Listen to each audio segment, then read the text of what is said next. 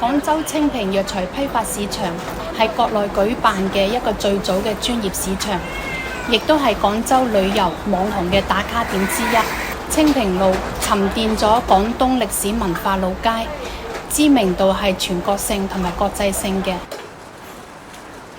當時90年代嘅清平市場係路邊檔，每個檔口只係1平方多啲，日曬雨淋，熱天頂住39、40度嘅天氣，頭頂就一塊星鐵皮遮擋，亦都冇空調。到大風雨來臨嘅時候，攞啲大膠紙遮得住啲貨，自己亦都未着得住雨褸，就已經濕透半邊身。可以話呢個創業嘅路上，亦都唔係一帆風順，亦都好艱辛。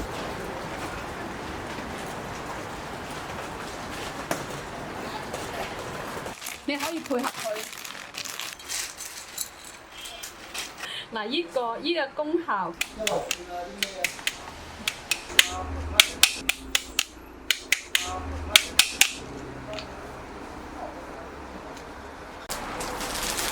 隨住國民嘅生活水平不斷提高，近年國民嘅保健意識越嚟越強，所以中草藥同埋藥材都係不斷升價嘅。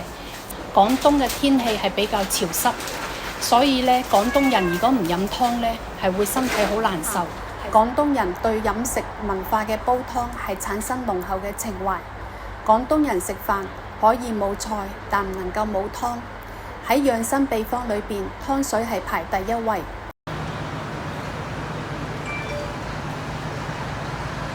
呢個花旗參呢係清熱提神補氣、養陰潤肺。